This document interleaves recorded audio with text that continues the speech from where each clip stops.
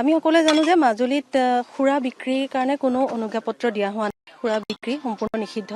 সেই মৰ্মে চাবলৈ গ'লে যিখিনি খুৰা ইয়াত বিক্ৰী হৈ আছে সেইখিনি অবৈধ বুলি ক'ব পাৰি আৰু অবৈধভাৱে খুৰা বিক্ৰী কৰা মানে এটা অপৰাধ।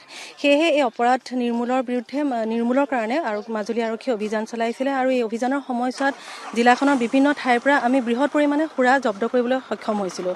এই জব্দকৃত খুৰাসমূহৰ লগত সংগতি ৰাখি প্ৰত্যেকখন থানাতে গোচৰ ৰুজু হৈছে। আমি অভিযুক্তসকলক কৰায়ত্ব কৰি আদালতলৈ প্ৰেৰণ কৰিছোঁ, মহামান্য আদালতলৈ, আৰু তাৰ পৰৱৰ্তী পৰ্যায়ত মহামান্য আদালতৰ ওচৰত আমি আবেদন দাখিল কৰিছিলোঁ যে যিখিনি জব্দকৃত খুৰা সেই বৃহৎ পৰিমাণৰ খুৰাসমূহ নিষ্পত্তি কৰিবৰ কাৰণে তেখেতে যাতে মহামান্য আদালতে যাতে আমাক নিৰ্দেশ দিয়ে।